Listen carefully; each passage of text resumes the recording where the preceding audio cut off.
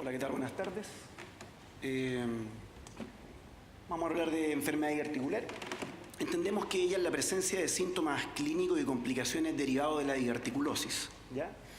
La enfermedad diverticular puede seguir básicamente dos cursos, uno más leve, que se manifiesta habitualmente mediante dolor abdominal y recurrencia, y al cual la vamos a denominar como enfermedad diverticular sintomática no complicada. Y un segundo curso que es un poco más grave, en el cual puede tener un estado más agudo, en el cual podemos ver las diverticulitis y las hemorragias diverticulares, y un estadio de evolución más crónica que va a dar paso a las fístulas y la estenosis. En honor al tiempo, vamos a tratar un poco de hablar acerca del tratamiento de las diverticulitis agudas. La clasificación de ellas se parece bastante a la de la enfermedad diverticular. Las clasificamos en dos tipos, simple o no complicada y la complicada. En la primera entendemos como diverticulitis simple, aquella en la cual vamos a encontrar un engrosamiento de la pared del colon en relación a algunos cambios inflamatorios peridiverticulares. Y en la segunda, en la cual habitualmente nos basamos en la clasificación de Hinchey, vamos a ver la presencia de abscesos y o signos de perforación. La clasificación de Hinchey, sin embargo, fue realizada el año 1978, por lo cual no teníamos la disponibilidad de estudios de imágenes tomográficos. Por lo tanto, a lo largo del tiempo, esta clasificación ha tenido una innumerable variación. Sin embargo, el punto de vista quirúrgico, hoy día, dado que es de fácil aprendizaje, es la que más utilizamos. A través del tiempo han habido un sinnúmero de recomendaciones quirúrgicas. Ya a fines del año 1990, las recomendaciones en base a la colectomía profiláctica se basaban en relación a resecar el colon en pacientes con antecedentes de diverticulitis en menores de 50 años y o tener más de 2 episodios de diverticulitis aguda no complicada. Esto en base a trabajos realizados en los años 70, en la cual decía que la gravedad de la enfermedad era mucho mayor y la tasa de recurrencia mucho más alta. Sin embargo, en los estudios que hay desde esa fecha en adelante, podemos ir viendo que pasamos de conductas muy agresivas a más conservadoras. Sin embargo, hoy en día igual existen diversas controversias en relación a cómo clasificamos esto, cómo las vamos a estudiar, si le vamos a dejar antibiótico, qué tipo de técnica quirúrgica utilizar. Yo diría que lo más importante, obvio, son estas preguntas y preocupaciones de los enfermos. ¿Tendré más episodios de diverticulitis? ¿Por qué persiste el dolor abdominal después de haber tratado un cuadro de manera adecuada? ¿Se puede agravar? ¿Qué puede pasar si no me opero? ¿Y cuáles son los riesgos y complicaciones derivados de la cirugía? Para dar respuesta a muchas de estas preguntas tenemos que entender cuál es la historia natural de la diverticulitis, ¿ya? Y pareciera ser que la recurrencia, los riesgos, las complicaciones, la cirugía de urgencia y la morbimortalidad estaban erradas. Tenemos algunos datos ya a contar del año 2005, en el cual el grupo de la Clínica Mayo reportó que tenía una mortalidad aproximadamente de 6.5%. Esta era bastante inferior de la reportada los años anteriores. Sin embargo, lo que más destaca es que el 90% de la mortalidad estaba dada en los grupos de cuadros de perforaciones agudas, o sea, Hinchey 3 y Hinchey 4. Sin embargo, cuando analizamos el subgrupo de esas enfermedades, podemos ver que la gran mayoría de esos pacientes no tenían antecedentes de diverticulitis previa y eran pacientes que debutaban con cuadros graves. Este es un trabajo del grupo de la Clínica Lahey y podemos ver que en la evolución de los últimos años ha disminuido la tasa de colectomías, sin embargo la tasa de perforación se mantuvo estable. Por lo tanto, ofrecer una cirugía que por ende sería profiláctica para prevenir una futura perforación no es sostenible. Este es un estudio más reciente del grupo de Barcelona, en el cual se hace un seguimiento de los pacientes con diverticulitis aguda. Estos no se operan y la tasa de recurrencia permanece variable, independiente si es una diverticulitis aguda no complicada o complicada. Al revisar las series publicadas estos últimos años, quiero que pongan atención, esta última serie es un grupo italiano, 10 años de seguimiento, 1000 pacientes, la tasa de recurrencia es alrededor de 17% y la tasa de cirugía de emergencia es 6.9%. Por lo tanto, parecía ser que estábamos teniendo conductas demasiado agresivas con nuestros pacientes, y con estos nuevos datos hemos dado a estrategias más novedosas. Vamos a ir paso a paso revisando cuáles son las recomendaciones hoy en día.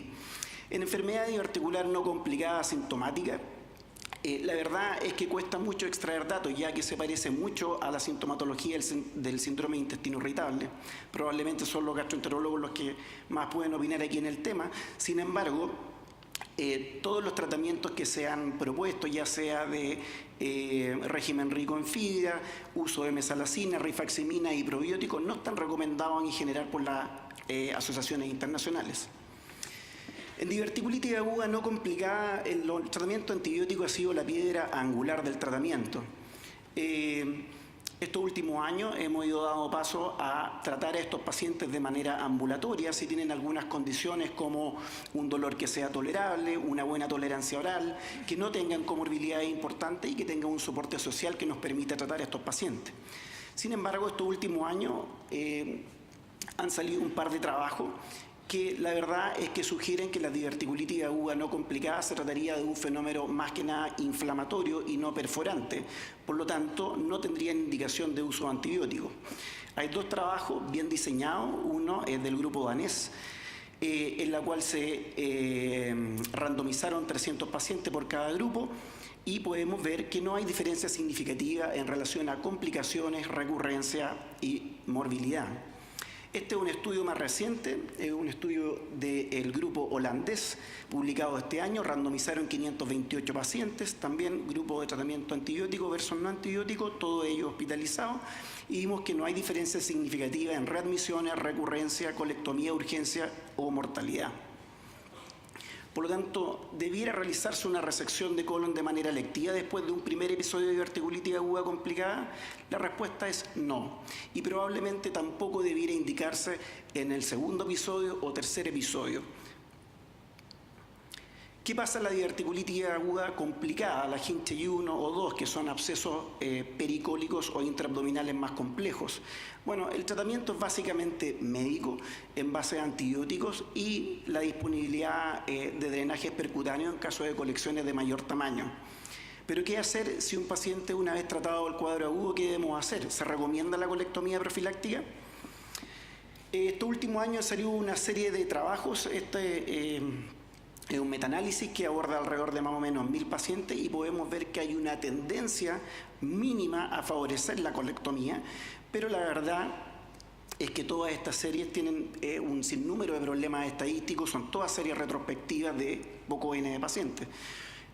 Por lo tanto, la recomendación de colectomía profiláctica en estos pacientes debería ser un tratamiento individualizado. ¿Qué hacer en la diverticulitis aguda complicada con peritonitis purulenta, Hinchey 3? Bueno, el tratamiento es esencialmente quirúrgico, ¿ya? La evolución este último tiempo nos ha ido hacia un enfoque más conservador y mínimamente invasivo. ¿Por qué? Porque los cirujanos lo que queremos hacer es evitar la colostomía.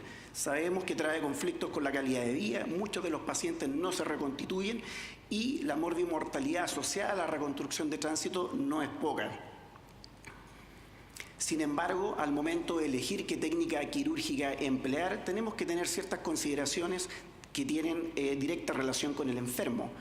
Si el paciente está inestable desde el punto de vista hemodinámico, ir a hacer un lavado peritoneal laparoscópico parece una mala idea, y menos una anastomosis primaria. Tenemos que considerar factores como la inmunosupresión y la preferencia, la experiencia del equipo quirúrgico y los resultados que ellos tienen. En este minuto hay 4 estudios randomizados que están en curso con la idea de responder a estas preguntas. No voy a ahondar en ello, pero sí les puedo decir que en los resultados preliminares los 2 primeros debieron ser suspendidos, ya que al momento de comparar lavado peritoneal diagnóstico versus las cirugías resectivas, aumentaron la tasa de recirugía, aumenta la morbilidad y aumenta la mortalidad. Por lo tanto, ¿qué hacer en este subgrupo de enfermos? Hay varias series de casos y metaanálisis que favorecen que si el paciente está en buenas condiciones, uno debiera hacer una anastomosis primaria, relegando la operación de Harman solamente para pacientes que están inestables.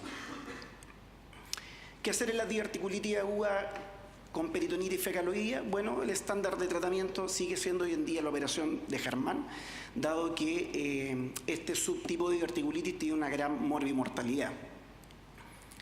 ¿Es necesario el seguimiento de estos pacientes?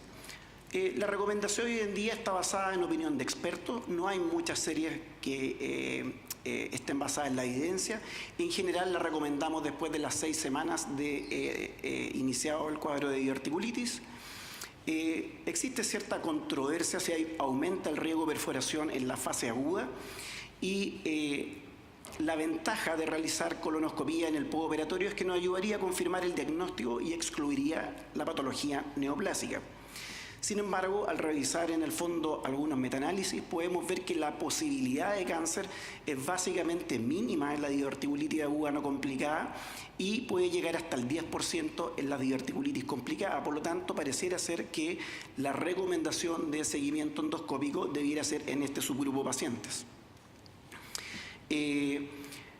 Muy breve. El curso crónico de esta patología, la fístula y la estenosis, no hay duda que el tratamiento hoy día es quirúrgico y no me voy a referir a eso. En resumen, el diagnóstico de la diverticulitis aguda requiere de estudio imagenológico, en especial el uso de la tomografía computada, ya que nos permite clasificar y de esta manera determinar la mejor terapia para cada paciente.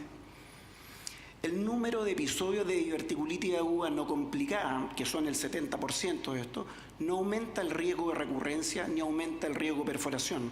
Por lo tanto, la indicación de colectomía profiláctica electiva no debe basarse en el número de episodios.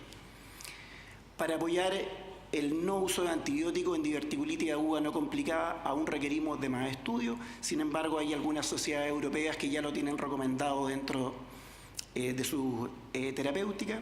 Y por último, el manejo de la diverticulitis aguda con peritonitis purulenta y estercoracia es esencialmente quirúrgico y dependerá de los resultados de los equipos qué tratamiento se debe definir. Gracias. Por último, eso, se recomienda el estudio de colonoscopía en diferido solamente en diverticulitis aguda complicada. Eso.